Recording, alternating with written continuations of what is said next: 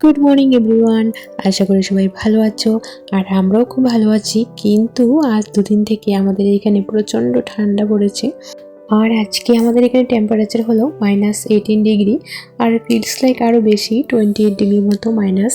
আর সকাল থেকে দেখো কি অবস্থা, বাইরেটা দেখো কি অবস্থা, চারিদিকে একদম বরফে সাদা হয়ে আছে। কিছুক্ষণের জন্য বাইরে বেরিয়েছিলাম, তাতে দেখো বাইরের কি অবস্থা, সব গাড়ি একদম ঢেকে আছে। তো বাইরে তো আমাদের বেরোতে হয়, অনেক সময় আমরা বাজারে যাই বা ওর স্কুল থাকে, তো আমাদের বাইরে বেরোতেই হয়।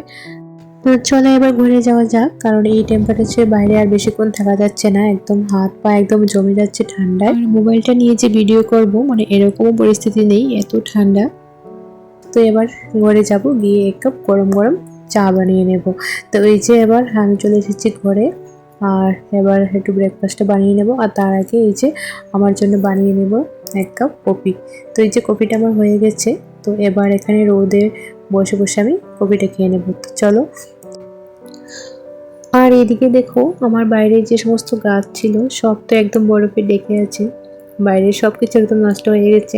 আর ঘরের গাছগুলো তো ঠিকঠাক আছে। তো এই যে কফিটা নিয়ে চলে এসেছি এদিকে, বরফ থেকে দেখে কফিটা খেয়ে নেব।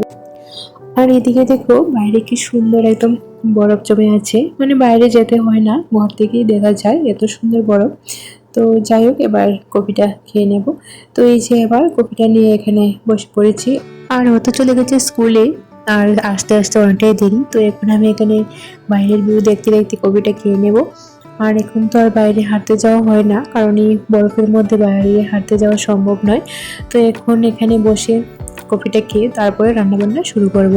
তো চলো আজকের ব্লগটা এখানে শেষ করছি, আর দেখা হবে আবার একটা নতুন ব্লগে।